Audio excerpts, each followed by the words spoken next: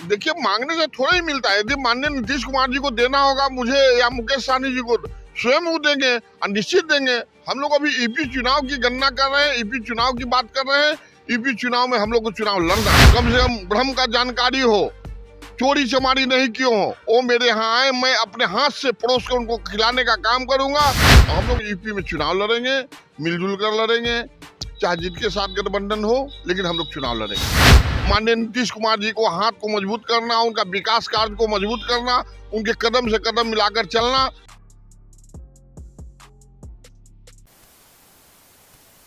कल बिहार के दो बड़े नेता की मुलाकात हुई, जीतन राम मांझी और मुकेश सहनी, जो बिहार सरकार में अति आवश्यक हैं। यूँ कहा जाता है कि उनके बिना सरकार नहीं चलेगी। अब ऐसे में उनकी मुलाकात के बाद कई तरह के सियासी मायने निकाले जा रहे हैं। विजय यादव जी हैं, हम के प्रवक्ता हैं। मुलाकात हुई है, लेकिन बातें निकल कर सामने आ रही है कि उत्तर प्रदेश का मामला है। हमें लगता है कि बिहार में जो राजनीतिक घटनाएं हैं, उस मसले को लेकर तो मुलाकात नहीं हुई। नहीं, देखिए, अभी सर पर हम लोग का ईपी चुनाव है। ईपी चुनाव हम लोग को लड़ना है, इसीलिए मुकेश सहनी जी हमारे यहाँ आए थे, घंटों बैठे थे और दोनों में बात विचार हुआ। और इसी लेकर हमारे मांझी जी भी जा रहे हैं ईपी में, और कुछ मीटिंग भी करना है। 6 या 8 तारीख को समय फिक्स हुआ है अलीगढ़ यूनिवर्सिटी में। और हम लोग यूपी में चुनाव लड़ेंगे, मिलजुल कर लड़ेंगे, चाहे जिनके साथ गठबंधन हो, लेकिन हम लोग चुनाव लड़ेंगे।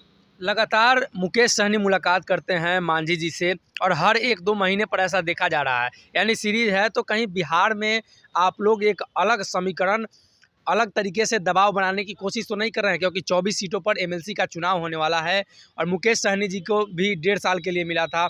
मांझी जी भी चाहते हैं कि एक और मिले, इसके पहले भी उन्होंने जिक्र किया था। देखिए, हम लोग कोई नया समीकरण बिहार में नहीं बनाना चाहते हैं। हम लोग एक ही समीकरण चाहते हैं, एनडीए समीकरण।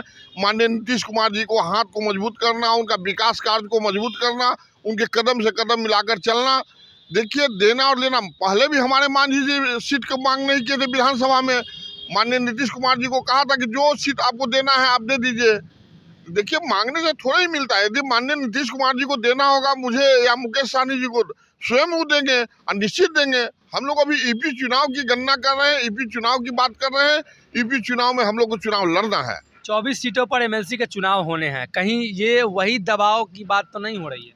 कोई दबाव नहीं है। यदि माननीय नीतीश कुमार जी समझते होंगे कि इन लोगों को की सीट मिलना चाहिए तो निश्चित मिलेगा। हमारे मांझी जी मांगने वाले नहीं है। वो हमेशा कहते हैं कि नीतीश कुमार जी बहुत समझदार हैं। लगातार बातें चल रही हैं मांझी जी के बयान को लेकर, लेकिन अब आप लोगों ने भोज का आयोजन की बातें कही हैं, तो इसको किस तरीके से देखते हैं? एक तरफ जहां विरोध कर रहे हैं, दूसरी तरफ आप लोग भोज के लिए निमंत्रण दे रहे हैं। देखिए, ब्राह्मण समाज के और सब समाज के बहुत मनसा था कि हम मांझी जी के आवास पर जाएं, वहाँ भोजन करें, उनका शुद्धिकरण करें। तो हमारे मांझी जी ने, हम पार्टी के राष्ट्रीय अध्यक्ष, उन्होंने स्पष्ट कहा कि आप शुद्धिकरण, आप भोज के लिए क्यों तरस रहे हैं।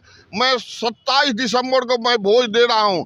वैसे ब्राह्मण यहाँ आएंगे जो भविष्य में मांस मदिरा नहीं खाए हों, कम से कम ब्रह्म का जानकारी हो, चोरी चमारी नहीं क्यों हो, वो मेरे यहाँ आए, मैं अपने हाथ से परोस कर उनको खिलाने का काम करूंगा। जो बनेगा उनको दान दक्षिणा भी देने का काम करूंगा अपने औकात के अनुसार। और आमंत्रित हम लोगों ने किया है। चिन्हित कैसे कीजिएगा कि कौन से ब्राह्मण मांस मंदिरा खाए हैं, कौन से ब्राह्मण चोरी किए हैं? देखिए, जो ब्रह्म का ज्ञाता है वो निश्चित आएंगे, और निश्चित उनको पता चल जाता है कि ब्रह्म का ज्ञाता है, वही लोग आएंगे। जो इश्क दल है, मांस मदिरा खाने वाले हैं, झूठा पूजा करवाने वाले, वो लोग नहीं आएंगे। आपको पता होना चाहिए कि अभी साहेबगंज में एक पुजारी ने, मंदिर का सेवक था, उसके बाद दारू पीने के लिए 3 मुकुट बेच दिया। ये पेपर में भी आया हुआ। तो मैं कहता हूँ, वैसे पुजारी, वैसे पंडित जो समाज को कलंकित कर रहे हैं, वो किस काम का है? वैसे हमारे यहाँ भोजन करके आएंगे तो समाज को कलंकित करेंगे। उत्तर प्रदेश चुनाव की बातें हैं तो नीतीश कुमार भी, जदयू भी चाहती है चुनाव लड़े। कल राष्ट्रीय अध्यक्ष ललन सिंह ने ऐलान कर दिया कि हम लोग भाजपा गठबंधन में लड़ेंगे। सीट शेयरिंग का फॉर्मूला तय नहीं है, आप लोगों की तय हुई है क्या? हालांकि मुकेश सहनी लगातार भाजपा के आमने सामने रहे हैं उत्तर प्रदेश में। अभी कोई तय नहीं हुई है। हम लोग गठबंधन के तहत लड़ेंगे, चाहे जो भी गठबंधन हो। यदि कोई गठबंधन नहीं बनता है तो मैं अकेले भी लड़ूंगा। मेरा वहाँ कार्यकर्ता है, वहाँ मैं अपने संगठन को मजबूत कर रहा हूँ, और बहुत तेजी में मजबूत कर रहा हूँ। आपको कहा कि मांझी जी हमारे जा रहे हैं, अलीगढ़ यूनिवर्सिटी में मीटिंग है। मीटिंग करते हुए फिर और हर क्षेत्रों में जाएंगे।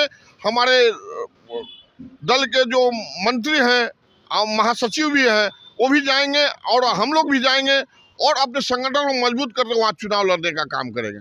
तो हमारे साथ विजय यादव जी थे जिन्होंने उत्तर प्रदेश चुनाव को लेकर बातें कही हैं। उत्तर प्रदेश में जीतन राम मांझी और मुकेश सहनी दोनों लोग मिलकर चुनाव लड़ेंगे।